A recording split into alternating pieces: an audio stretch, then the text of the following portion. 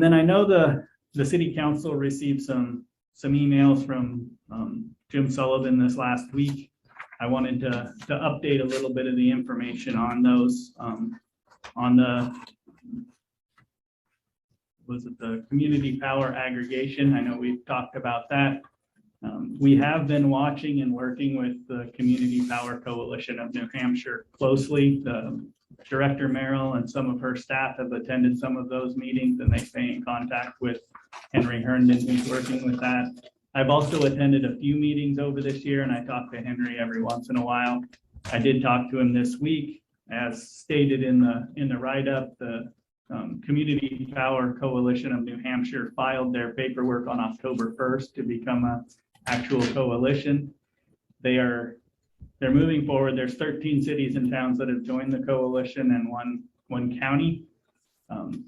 I'm still at a point, we did get the joint powers agreement. We're reading through it, looking at it, seeing if that's something that we'd like to move forward, but they're still in a point where they're writing rules to submit to the PUC. The PUC will be adopting those rules or modifying them and working through that hearing.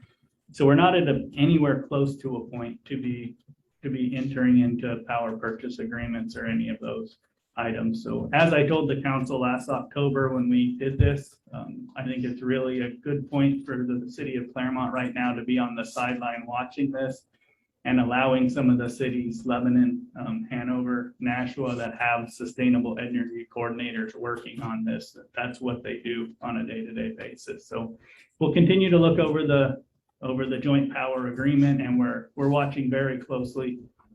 We're not too far behind. I would like to see our energy aggregation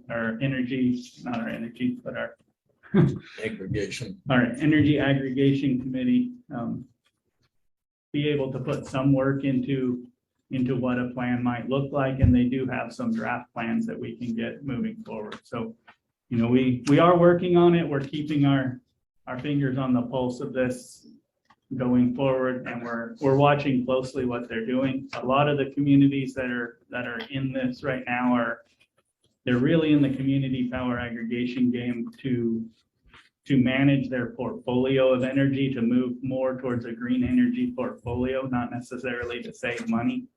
There is some possible money savings there, but last I heard it wasn't any substantial amount of money. I want to talk a little bit closer with Nashua, because they were the ones that were really studying that before we bring any facts or figures forward. But it is something that we've been watching closely, and we talk to them quite often. So we're managing that. I've also had a few conversations with Keene, they're approaching this a little bit different.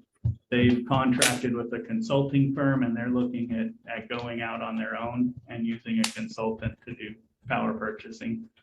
But as we talked last year, this is really the city. If we decide to do this, it's the city moving into the energy utility business. So there will be billing and reading meters and all of those things that come along with it.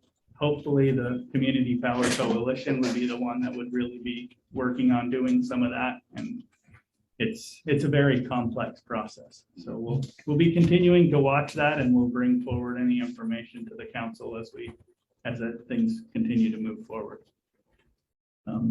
The other